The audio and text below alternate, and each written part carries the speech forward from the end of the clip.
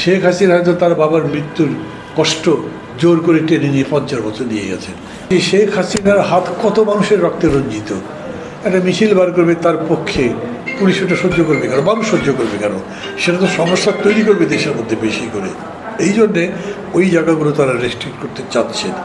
এরকম নয় যে তারা কোনো দল করতেই পারবে না, আওয়ামী লীগ তো ব্যান করা হয়নি, তারা কনস্টিটিউশনে তারা এখন দল করতে পারেন, আমি যখন করতে পারছি তারাও করবেন।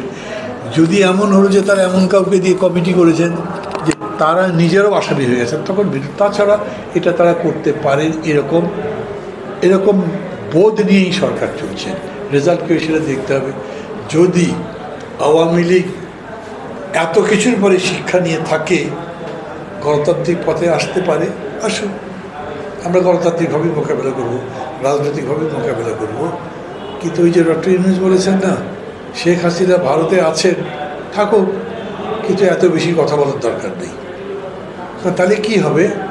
সম্পর্কটা তিতা তো হবেই। তার চেয়ে বড় কথা, উনি অনেক বড় মামলার আসামি, অনেকগুলো মামলার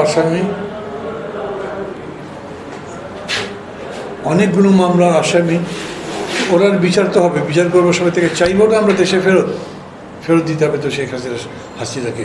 ভারত সরকার তখন দিতে চাইবে না, মানে ভারতের সাথে আমাদের সম্পর্ক কখনোই ভালো হবে না। এটা ভারত বিচার করা উচিত। এবং এই বিবেচনা থেকে বলছি যে শেখ হাসিনা যদি সত্যি কথা বন্ধ রাখেন, বিহেভ করেন, দল যদি বিহেভ করে, তখন দেখা যাবে। আজকের যে বিক্ষোভ আছে, যে কষ্ট আছে, সেই কষ্ট এরকম করে তো আর 20 বছর ধরে থাকবে না। এখানে এইটা নির্ভর করছে আপনি গভর্নমেন্টকে টার্মস অফ রেফারেন্স কী দিচ্ছেন, কতদূর সংস্কার করবে তারা। আপনি যদি একদম সবচেয়ে কমের মধ্যে থাকতে চান, যেটা একটা অন্তর্বর্তী সরকার, একটা ভালো নির্বাচন দিয়ে চলে যান, তাহলে ভালো নির্বাচন কি কি হলে হবে সেটা আপনি বলবেন। আপনি গিয়ে সরকারকে বলবেন যে আপনারা বলেন কতদূর সংস্কার করবেন, যেটা বিএনপি করেছে তা তো করা, এটা কোনো যুক্তিসঙ্গত কারণ নেই। আপনি বলবেন যে ভালো নির্বাচন করবে যদি এই চাই, তার মানে পুলিশ চাই ঠিক মতো, সে ঘুষখোর পুলিশ হলে হবে না, সে যাতে জনবান্ধব পুলিশ হয়, জনবান্ধব প্রশাসন হয়, ব্ল্যাক মানি যাতে সেরকম করে না থাকে, কালাকানুন যাতে না থাকে, এই ধরনের যতগুলো বিষয় আছে।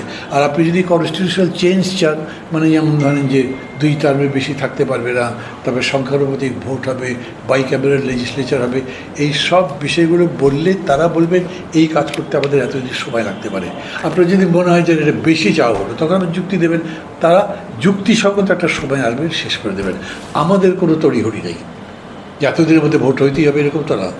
এই যে আন্দোলনটা হয়েছে, রাজনৈতিক দলগুলোর খেয়াল করা উচিত। আমি সমালোচনা করার জন্য বলছি না, নিশ্চয়ই রাজনৈতিক দলগুলোই আন্দোলনটা তৈরি করেছে, জীবন দিয়েছে, জেল খেটেছে, অনেক মানুষ মারা গেছে, কিন্তু শেষ লড়াইটা তারা করতে পারে নাই। যে কারণে বিজয়ের পতাকা রাজনৈতিক দলের হাতে আসেনি, এসছে একেবারেই অসংগঠিত কোনো কমিটি ছাড়া শিক্ষিত বা শিক্ষার্থীদের হাতে। তাদের সেন্টিমেন্টটা বুঝতে হবে, তাদের এই জাগরণটা বুঝতে হবে। যেই রকম করে তারা জীবন দিতে পেরেছে, তাদের এই যে আত্মদান, তার প্রতি সম্মান থাকতে হবে। বিকজ এটা আমি পারিনি, এই লড়াইটা আমি করতে পারিনি। আমি তাদের ওপর যদি আমার ইচ্ছা চাপাবার চেষ্টা করি, তাহলে এই দেশ যে একটা ভালোর যাত্রার পথে উঠতে পারতো, সেটা নষ্ট হয়ে যাবে। আপনি যে কোনো অবস্থাতেই একজন মানুষের ডেডিকেশনকে, স্যাক্রিফাইসকে যদি অস্বীকার করেন, তাহলে কোনো মানুষই তো আর সেই ত্যাগ স্বীকার করতে চাইবে না। এই জন্য ছাত্রদের এই সেন্টিমেন্টও বোঝা দরকার।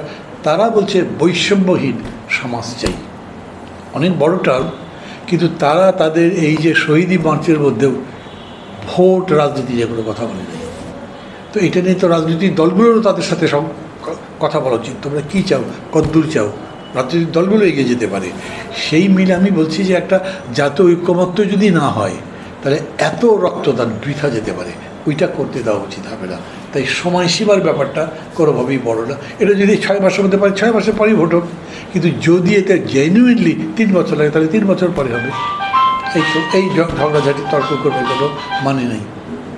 এই সরকার এই ব্যাপারে তার মানে দৃষ্টিভঙ্গি বেশ খানিকটা পরিষ্কার করেছেন, কিছু কিছু জায়গা পরিষ্কার হয়নি আমি বলবো।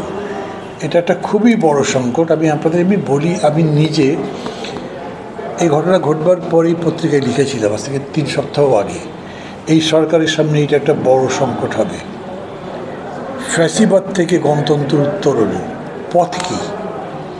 একটা হতে পারে আপনি একদম যারা ফ্যাসিবাদী ছিল দমন করে দিয়ে করলেন, সেটা কতখানি গণতান্ত্রিক হবে। আবার যদি তাদেরকে পরিপূর্ণ গণতান্ত্রিক সুবিধা দেন, তারা ফোর্সেস অফ কাউন্টার রেভলিউশন হিসেবে আপনার যাত্রাপথকে কতখানি বাধাগ্রস্ত করবে। এইটা ব্যালেন্স করে সরকারের চলতে হবে। আমার মাঝে মাঝে মনে হচ্ছে যে সরকার গণতান্ত্রিক প্রক্রিয়াটা রাখতে চান, কারোর প্রতি কোয়ার্শন করে গণতন্ত্রের উত্তরণ করবে সেটা ভাবছেন না। ফলে হয়তো একটু আমাদের এদিক ওদিক মনে হচ্ছে, কিন্তু শেষ পর্যন্ত তারা এটা বলছেন তারা পার্টিকে ব্যান করার চিন্তা করছে না, কিন্তু যারা অপরাধ করেছে তাদের বিচার না করা পর্যন্ত তাদেরকে কোনো রকম লাইসেন্স দেওয়া যাবে না।